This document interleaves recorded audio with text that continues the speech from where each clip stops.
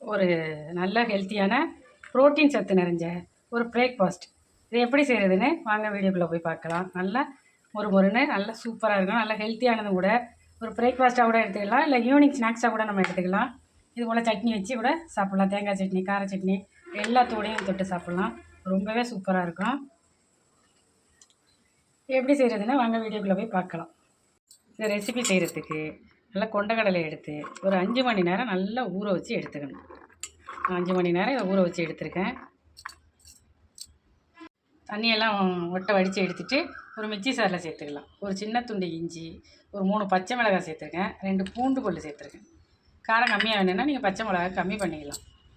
மல்லித்தலையும் சேர்த்து இதை நல்லா அரைச்சி எடுத்துகிட்டு வந்துடலாம். எந்த தண்ணியும் சேர்க்காமல் அரைச்சிக்கணும். நான் இந்த அளவுக்கு அரைச்சி எடுத்துருக்கேன். சில மிக்சிலெலாம் அரைப்படாது. அப்படி அரைப்படாத பட்சத்தில் நம்ம இந்த மாதிரி தயிரை ஒரு கப்பு நான் இதில் சேர்க்குறேன். இந்த தயிரை ஊற்றியே நம்ம மிக்சி ஜாரில் சேர்த்து அரைச்சிக்கலாம். ஆனால் நான் நல்லா அரைச்சி எடுத்துகிட்டு வந்துட்டேன். இப்போ ஒரு 50 கிராம் தயிர் சேர்த்துருக்கேன். புளிப்பு இல்லாத தயிராக சேர்த்துருக்கேன். கொஞ்சமாக ஜீரகத்தூள், ஒரு 3 ஸ்பூன் கிட்ட ரவையை சேர்த்துருக்கேன். வறுத்த ரவை, வறுக்காத ரவை எது வேணுமோ நம்ம சேர்த்துக்கலாம்.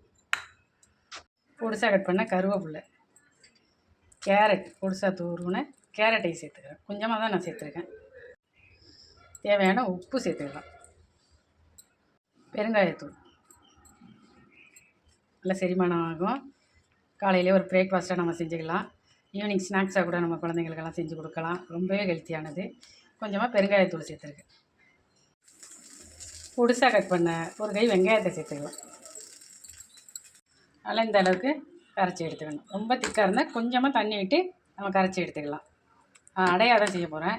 ரொம்ப தண்ணியாக சேர்க்காம நல்லா அடையாக சுட்டுக்கலாம். அடுப்பில் நல்லா ஒரு தோசைக்கல் வச்சு நல்லா சூடாக்கி நம்ம இது போல் இந்த அளவுக்கு நம்ம இதை தோசைக்கல்லில் ஊற்றி ஆயில் ஊற்றிக்கலாம், இல்லை கொஞ்சம் நெய் கூட ஊற்றிக்கலாம். நல்லா ஒரு மூடியை போட்டு மூடி அடுப்பை லோ ஃபயரில் வச்சு ஒரு 2 நிமிஷம் நல்லா குக் ஆகும்.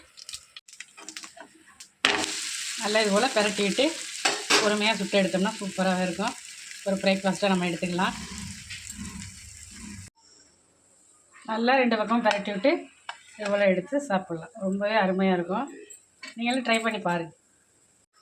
நல்ல ஒரு தேங்காய் சட்னி, இல்லை கார சட்னி எது கூட வேணுமோ வச்சு சாப்பிட்டா நல்லா சூப்பராக இருக்கும். ரொம்ப அருமையாக இருக்கும்.